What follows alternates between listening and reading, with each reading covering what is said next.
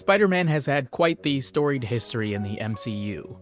He's gone from a plucky teenager plucked from relative obscurity into being one of the chosen who faced Thanos on a planet unfathomably far from Earth. And in that journey, surprisingly, we haven't seen the most basic Spidey story there is. One where he's exclusively in New York, balancing his personal life against fighting crime. Brand New Day gives us that classic Spider-Man experience. This movie feels like a direct answer to the criticism of Iron Boy Jr. that some people had. Spider-Tom has, after all, felt almost like a secondary character in his own movies. Secondary to Iron Man, then to Mysterio and Iron Man's ghost, then to Tobey McGarfield.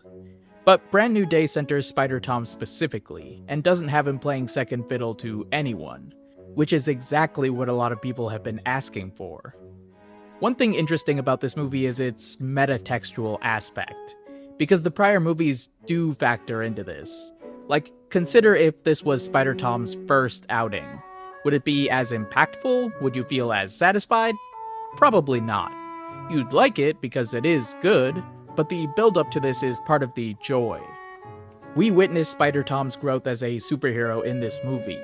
We get to see him use his own self-made gadgets, we get to see how competent he is at combat, we get to see displays of his intelligence.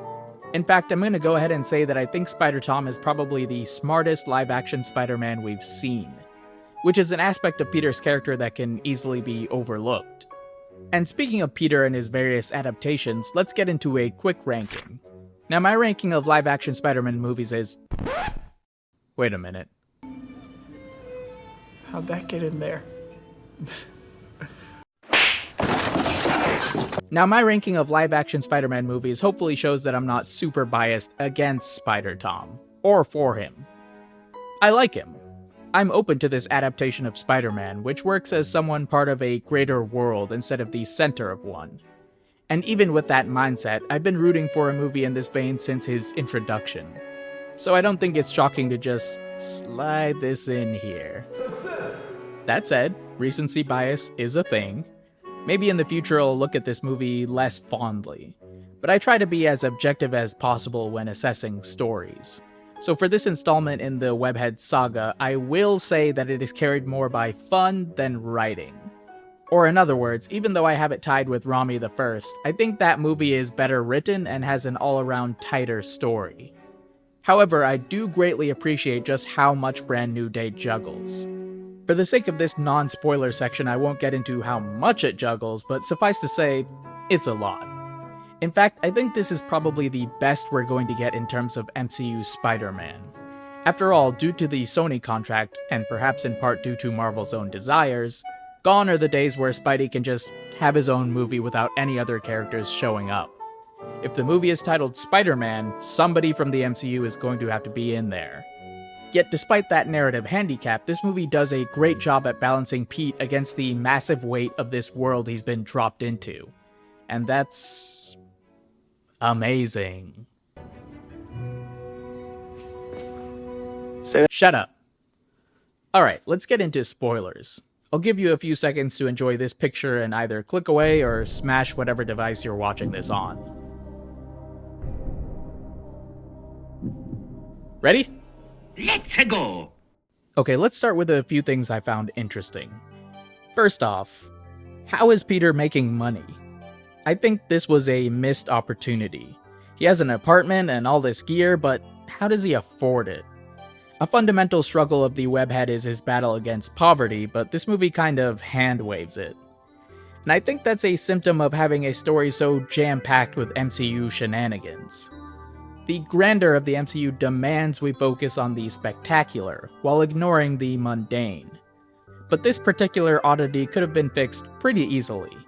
Just have Spidey have a short conversation with Mrs. Police Captain DeWolf about picking up money from a dead drop.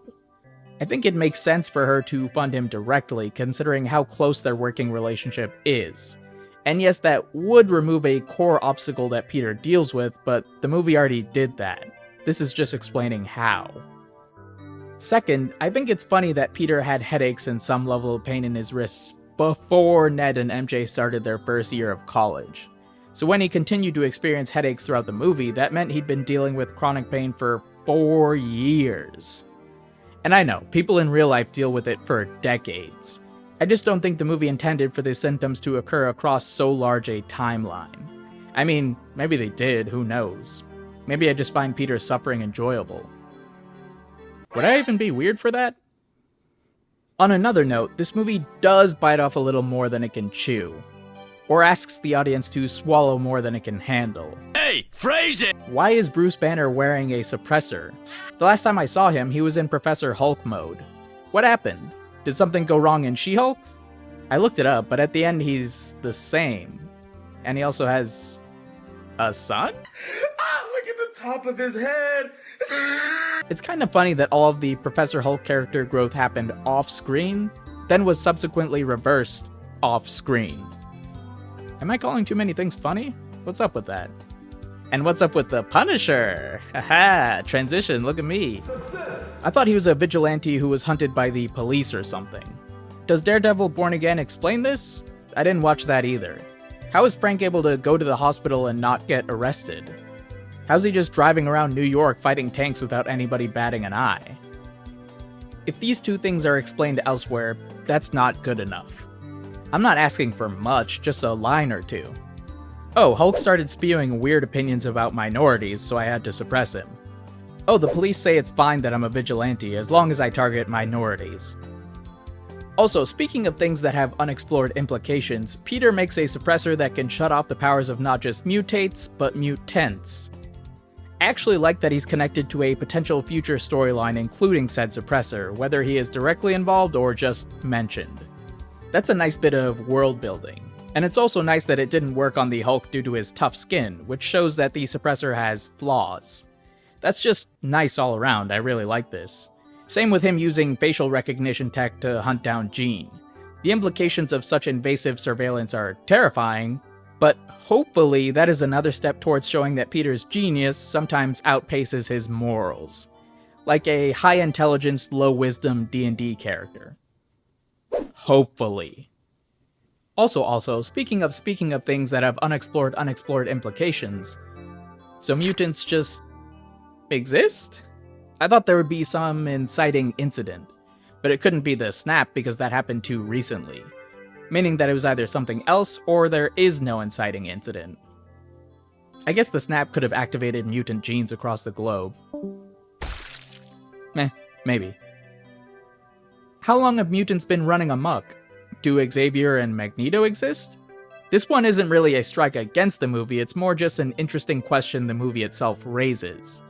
I have my own opinions on how the MCU should handle mutants and their introduction, but that's for another video. Speaking of mutants and strikes, here's where I do have a bit of a quibble. Jean Grey. Let's start with Metzger's plan. He wants to take her powers and give them to someone who is loyal to him, but why? Why not just make her loyal to him? If Jean and her sister Sarah have the same power set, you know the powers are genetic. So in this scenario where I'm Metzger, I convince Jean and Sarah to work for me by basically giving them a Faustian bargain. I give you money, power, whatever you want. You work for me as spies and assassins.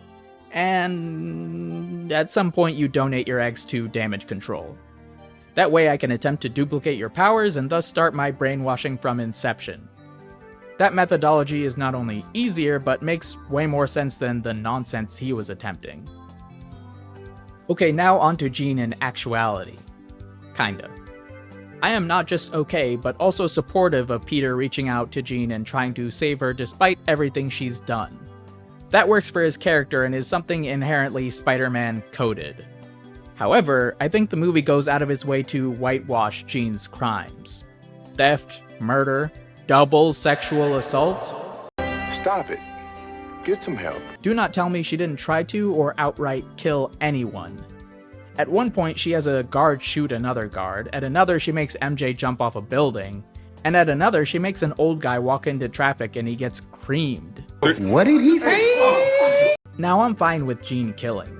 She's got a ways to go to beat her comic book counterpart's kill count, which is somewhere north of 5 billion, but let's not talk about that. The Jean we see here isn't the heroic, experienced X-Man. Or X-Woman. She's a scared kid on the run who wants revenge. If she explicitly kills in this movie, it only expands upon her arc and makes her heroic turn that much greater. Kind of like how we see and appreciate the gap between Homecoming Peter and Brand New Peter. That said, the movie wants us to think that she didn't kill anyone, and it wants us to think that her offing Metzger is fundamentally wrong. I'm not going to get into the morality of whether or not you should extrajudicially murk psychopaths that torture the helpless, but I will say, narratively, that it would have worked better if Peter failed here. Kinda. Imagine it like this. Peter gives his speech to Jean about being a better person and the ability for people to accept her for who she is. And Jean hears it and says, "Yeah, you're right, I don't have to be alone." So, she drops the glass shards she was going to use on Metzger. But in looking at those shards, she sees a reflection of her sister, who was all she had in the world, and who was taken from her for no other reason than malicious greed. And Jean says, "But he does," and uses her telepathic powers to lobotomize Metzger. At which point Frank takes his shot, Peter saves her, Jean saves Peter, same way as the movie went. In future installments, we can explore Jean's past and its effect on her present. I would want this hypothetical Jean to not regret what she did to Metzger, but to see it as a mindset she doesn't ever want to revisit. She can put limits on how she uses her powers, try to preserve life as much as possible, and try to be better. And when asked why, she can explain by saying, "Someone saw good in me once, and I'm trying to live up to that ideal." That, I think, is more impactful than her doing the quote-unquote right thing at her weakest point. That separates her morality from Peter's in a way that I think is realistic and interesting, and gives plenty of opportunity for growth and exploration. That's just my personal preference and idea. But I also do love that Aunt May is the one who saves the day. That's just great writing, so I'm fine with it as it is. Overall, I'm happy with this movie, and excited for the future of Spidey and Jean. And kind of excited for the Naruto movie now. Hey, you see that Naruto poster in Ned's apartment? Yeah, that was pretty lit, bro. I mean, it was pretty lit. Did you see that, the Naruto poster? That's all for this one. Like and subscribe, because I've got more rewrites, essays, reviews, and whatnot in the works. And until the next one, cheers.